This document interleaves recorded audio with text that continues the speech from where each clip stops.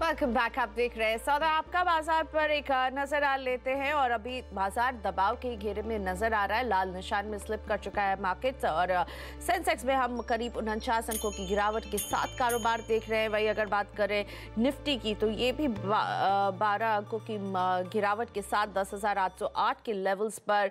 Mid cap में 64 अंकों का दबाव। बैंक निफ्टी में करीब 45 अंकों की गिरावट के साथ कारोबार। और अब मार्केट ब्रेथ जो है क्लियरली डिक्लाइंस के फेवर में अभी नजर आ रही है, यानी गिरने वाले शेयरों की तादाद ज्यादा 1012 शेयर है जहां पर आप दबाव देख रहे हैं और आगे बढ़ने वाले यहां पर 884 शेयर ही आपको अभी फिलहाल नजर आएंगे। तो बाजार अब दबाव में। आज हमने फ्लैट शुरुआत भी देखी और उसके बाद अब हम देख रहे हैं दबाव में स्लिप करता हुआ। लेकिन आज सेलिब्रेशन का दिन है। सीएनबीसी आवाज अपने 14 साल पूरे करा और विकास खिमानी कॉर्नियल कैपिटल एडवाइजर्स के हमारे साथ जुड़ने वाले, उनसे पूछे कि 2019 में किन सेक्टर्स पर है उनकी नजर और 2019 में वो कहां दे रहे हैं आपको निवेश और ट्रेड करने की सलाह। लेकिन चलिए अभी फिलहाल सौदा आपका में सुमित बकड़िया मेरा साथ दे रहे हैं और सुमित कुछ कॉलर्स को जोड़ते हैं मुंबई से। अब हमारे साथ जुड़ेंगे कुछ कॉलर्स और पूछेंगे अपने सवाल। लेकिन अभी फिलहाल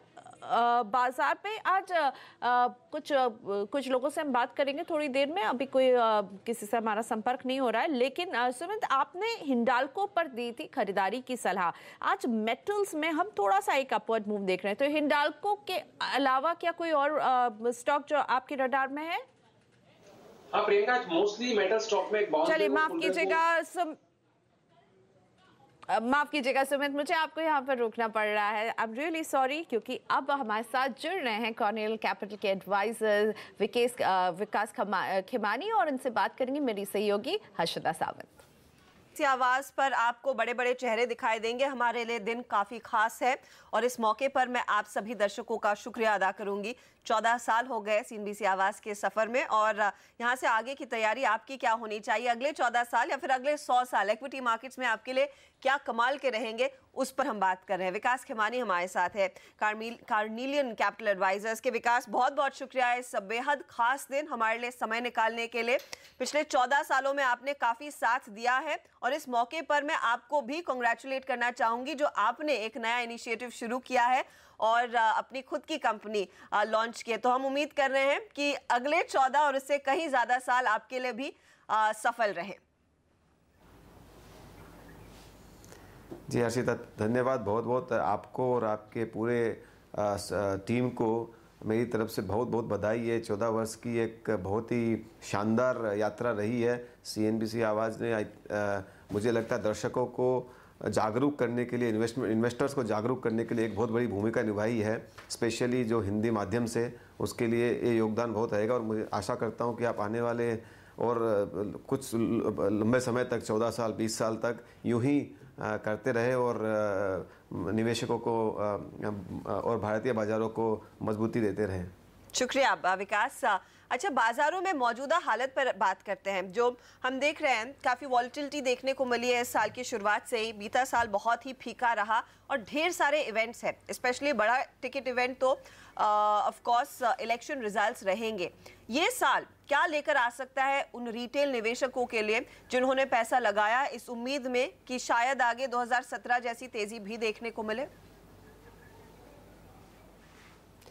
जी, ये साल थोड़ा जो शुरुआत इस साल की हो रही है वो एक थोड़ी मायूसी के साथ हो रही है। आप देखेंगे तो 2018 के अंत में जो बहुत तरह से वॉलेटिलिटी आई, मार्केट में गिरावट आई, स्पेशली छोटे शेयरों में गिरावट आई, इसमें काफ़ी निवेशकों का नुकसान हुआ है। जो एक भारतीय बाज़ारों की और वैश्विक बाज़ारों की जो सिचुएशन है उसको एक थोड़ी सी मायूसी की सिचुएशन है। मुझे लगता है कि जो 2 फैक्टर ध्यान रखने चाहिए। एक तो ग्लोबल ग्रोथ जो है वो स्लो डाउन हो रही है, तो उसका एक ओवरऑल सारे वैश्विक बाज़ारों पर फ़र्क पड़ेगा। और दूसरा एक जो सिचुएशन थी इंडिया के लोकल सिचुएशन को लेकर, चाहे वो IL&FS की हो, चाहे ऑयल प्राइस हो, वो सब धीरे धीरे आफ्टर ए शॉक अभी सेटल डाउन हो रही है। अभी आने वाले समय में हम देखेंगे तो काफ़ी जो वरी पॉइंट थी वो थोड़े थोड़े सेटल हो रहे, चाहे वो ऑयल प्राइस को लेके हो, चाहे वो इन्फ्लेशन को लेके हो, चाहे वो जो सिस्टमिक इशू को लेके वो धीरे धीरे सेटल हो रहे हैं। और खाली एक बड़ी अनिश्चितता जो है वो है पॉलिटिकल सिचुएशन को लेके कि भाई इलेक्शन आएंगे, बहुत बड़ा इवेंट है, तो इसका क्या इम्पैक्ट बनेगा। उसकी वजह से मार्केट शायद थोड़ा शॉर्ट टर्म में नर्वस रहे। पर मुझे लगता है कि लोकल सिचुएशन देखेंगे तो ये थोड़ी बेहतर हो रही है, पर बाहर की सिचुएशन देखेंगे, वैश्विक बाज़ारों की सिचुएशन देखेंगे तो मुझे लगता है वो आज के दिन में बहुत अच्छी नहीं है। और उसका कैसे इम्पैक्ट होगा, उसका क्या पॉलिसी रिस्पॉन्स होगा, वो काफ़ी वोलेटिलिटी लाने वाला रहेगा। तो मुझे लगता है निवेशकों को अगले 5 से 6 महीने थोड़ा कॉशियस रहना चाहिए, थोड़ा लेवरेज वगैरह से बचना चाहिए। पर यही पीरियड जो होगा, क्योंकि भारतीय इकोनॉमी बहुत अच्छी डायरेक्शन में जाने की एक पोटेंशियल रखती है, इन्वेस्टमेंट करने का भी बहुत बड़ा समय होगा। तो मुझे लगता है कि अगले 5-6 महीने में धीरे धीरे इन्वेस्टर्स को अच्छे स्टॉक्स में, अच्छे बिजनेस में जब इस वोलेटिलिटी का फ़ायदा उठा के इन्वेस्ट करना चाहिए। और आप कह रहे हैं पहली 6 माही थोड़ी सी कॉशियस रहे, वॉलेटिलिटी देखने को मिलेगी, लेकिन उसका पूरा फायदा आपको मिलेगा अगर आप इन्वेस्टेड रहते हैं। अच्छा, आज सुबह में हमने रिदम देसाई से भी बात की, उनको तो उम्मीद है एज एन FII कि FY20 में अच्छे रिटर्न्स मिलते हुए दिखाई देंगे। 42,000 का सेंसेक्स देखा जा सकता है। उनको लग रहा है कम से कम 20% के रिटर्न्स कमाने वाली स्थिति देखने को मिल सकती है। आप भी क्या उतने बुलिश होंगे या फिर आपकी एक्सपेक्टेशंस थोड़ी सी कम है? जी, कोई भी एक पर्टिकुलर परसेंटेज कहना बहुत मुश्किल है, पर मेरा ये मानना है कि अभी जो बाजार की सिचुएशन है वो काफ़ी अनिश्चितता है और काफ़ी रिस्क एपेटाइट काफ़ी कम है और इन्वेस्टर थोड़े डरे हुए हैं। और टिपिकली और इन्वेस्टर मार्केट में लेवरेज और पोजीशन कम है, तो टिपिकली ऐसी सिचुएशन जब भी होती है और फंडामेंटल बाय एंड लार्ज ठीक ठाक है, तो ऐसी सिचुएशन जब होती है तब वो एक अच्छा सेटअप होता है इन्वेस्टर का रिटर्न बनने के लिए। इसको मैं कहूँगा कि ये 2013-14 के जैसा ही एक सेटअप बना था अभी, और उसी के कारण हमने वो देखा है कि तो मुझे लगता है कि अभी जो इन्वेस्टर इस साल में जो इन्वेस्टमेंट करेंगे उसका जो विंटेज है वो बहुत अच्छा होगा और आने वाले 3-4 सालों में मुझे लगता है वो भरपूर रिटर्न देगा, जो इन्वेस्टर शायद 2014 से कंपेयर कर सकते हैं। अच्छा, एक सेक्टर जिस पर आप काफी बुलिश रहे हैं काफी सालों से विकास, वो फाइनेंशियल्स है और कॉर्पोरेट फेसिंग बैंक्स पर आपका हमेशा आइडिया रहा है कि यहाँ पर पैसा बनेगा। अब जो भी थोड़ी सी दिक्कतें थी, बी इट एन ICICI bank, Yes Bank, Axis Bank, वो सब आयन आउट होती दिखाई दी है। स्पेशली एक्सिस और ICICI के लिए वो मैनेजमेंट चेंज हो गया, येस बैंक के लिए भी वो इंडिकेशन आ जाएगा कि नई कमान कौन संभालेगा। तो क्या इन्हीं के साथ आपको लग रहा है अगर निवेशक जाते हैं उन्हीं के साथ इन्हीं स्टॉक्स में पैसा लगाते हैं तो अच्छे रिटर्न्स कमाने की ज्यादा उम्मीद है as against the PSU basket?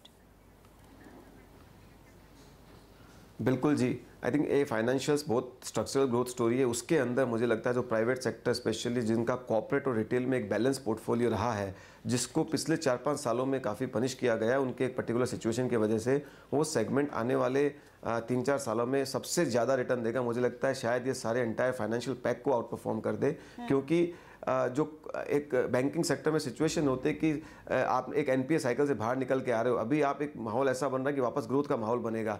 जो इनकी NPA सिचुएशन साइकिल ने इनके प्रॉफिटेबिलिटी पे इम्पैक्ट किया था, वो अभी डबल इम्पैक्ट पॉजिटिव साइड में करेगा। तो ग्रोथ आने से आपकी NPA इम्पैक्ट भी कम हो जाएगी, प्लस अर्निंग ग्रोथ भी आ जाएगी और ROE भी इंप्रूव होगी।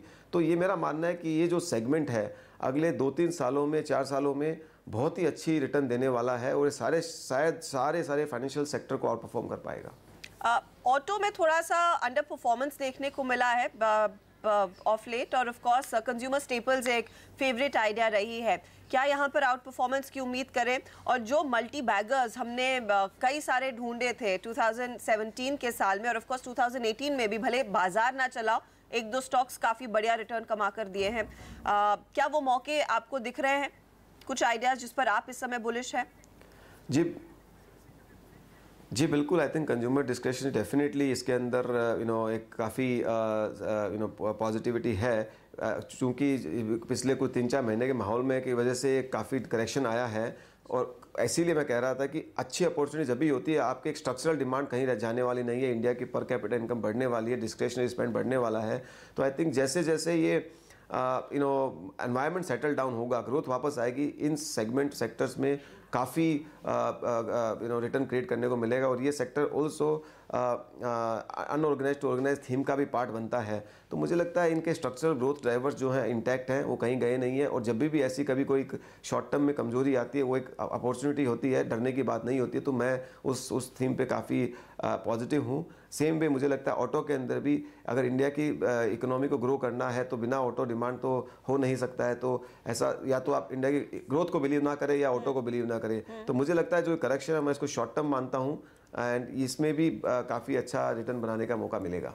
चले, तो मौके ढेर सारे हैं। पहले 6 महीने बाजार के लिए थोड़े से कॉशियस रहेंगे, आप भी सतर्क रहिएगा। उतार चढ़ाव देखने को मिलेगा, लेकिन इस उतार चढ़ाव में आपने निवेशित रहना है ताकि आपके हाथ बढ़िया रिटर्न्स लॉन्ग टर्म में लगे। बहुत बहुत शुक्रिया विकास खेमानी, हमारे लिए समय निकालकर अपनी राय देने के लिए बाजार पर।